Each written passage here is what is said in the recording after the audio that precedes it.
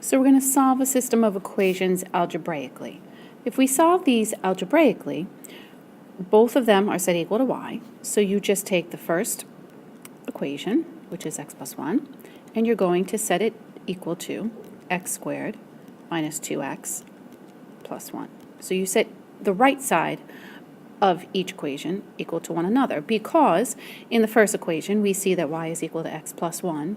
So in the second equation we can take that y equals and substitute in x plus 1. So we could take this, substitute that right in there, and that's how we get this equation down here in the third row down. X plus 1 equals x squared minus 2x plus 1. Okay, so then from here we're basically going to solve for x. So my suggestion would be to move everything over to one side and set it equal to 0. So I'm going to move this x over here, which means I'm going to subtract there. And while I'm at it, I'm going to subtract 1 from both sides as well. So what that will do is free up my left side, and there's the 0 that I'm looking for.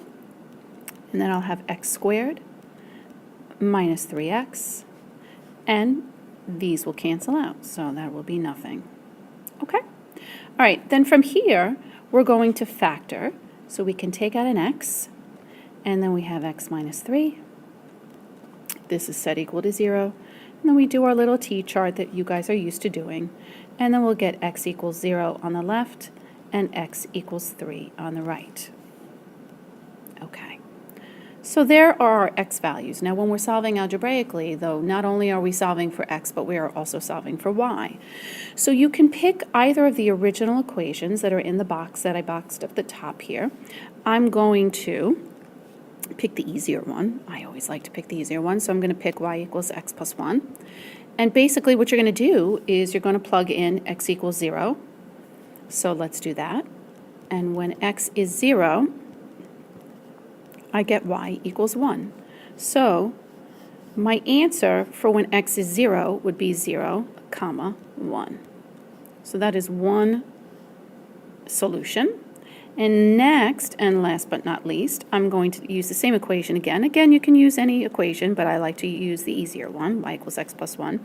And we also got an x value of 3 as well. So we're going to plug in y equals 3 plus 1, and that would give me 4.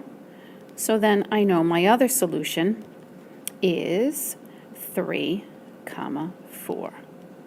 Okay, so my two final answers are 0, comma 1, and 3, comma 4. Now what you've basically found was if you were to graph these two equations in your calculator, these 2 points that we starred are where those two graphs would meet. Okay, so if we were doing it algebraically, this is the way that we would do it. Now, if we were to do this graphically, then that would be a different story. So with that, what you want to do is you want to take your calculator. So why don't you get your calculators out? I'll pause for a minute, and then I'll come back.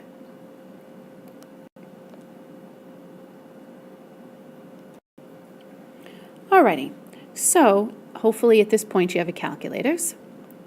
And my pen does not seem to want to work right now.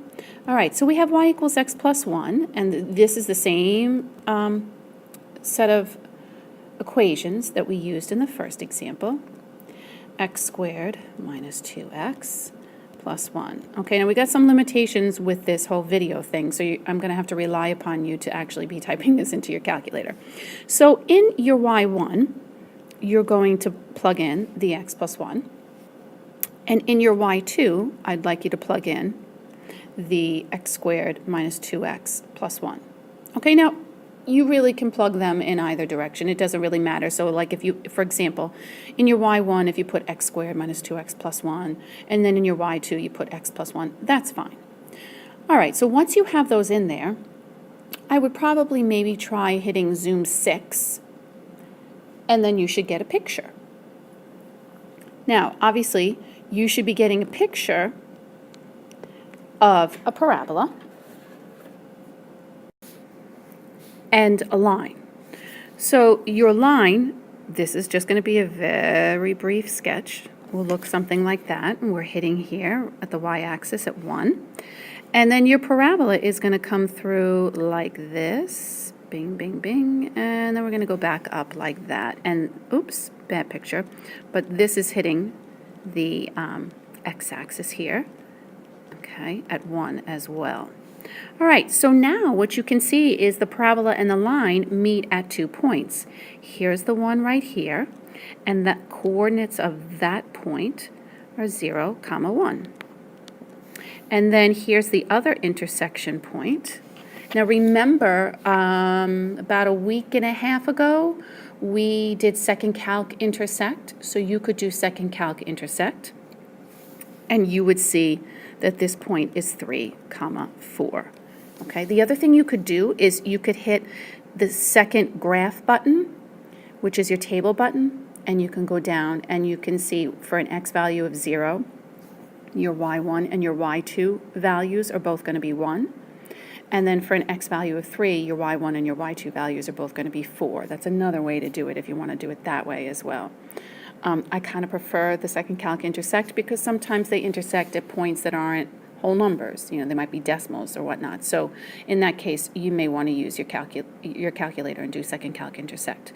But this is just kind of a brief, showing you how to do it using your calculator. And I know that you've done this before, so really not a big deal. The only thing that you do want to be careful of is sometimes your equations are not going to say y equals. Right, so let's look at an example of that. So for example, let's say you had y equals x squared minus 2x plus 1, but then let's say your second equation was y minus 2x equals negative 3. So let's just say you were going to do this algebraically. Or even if you're going to do it graphically, you would still have to do this. You're going to have to take this second equation here, and you're going to have to get it to say y equals. So we're just going to scoot that 2x over, okay? And then if you were doing this graphically, you would put it into your y1 and your y2, get the graph, and do second calc intersect. Otherwise, if you're doing it algebraically, you're going to do x squared minus 2x plus 1, and you're going to set that equal to 2x minus 3. Okay, and just like in the last one, we're going to move everything over from, in this case, the right side to the left so that we get 0 on one side of the equation.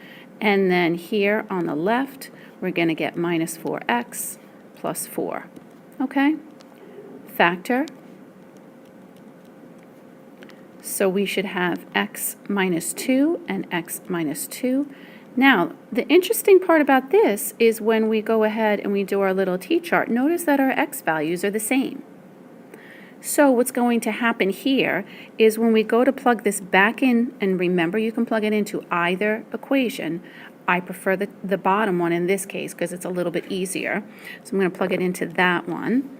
Okay, and I'm going to do y equals 2 times 2 minus 3, which is going to end up being 1. So 2, 1. Now, so what this is really just saying is you only have one solution.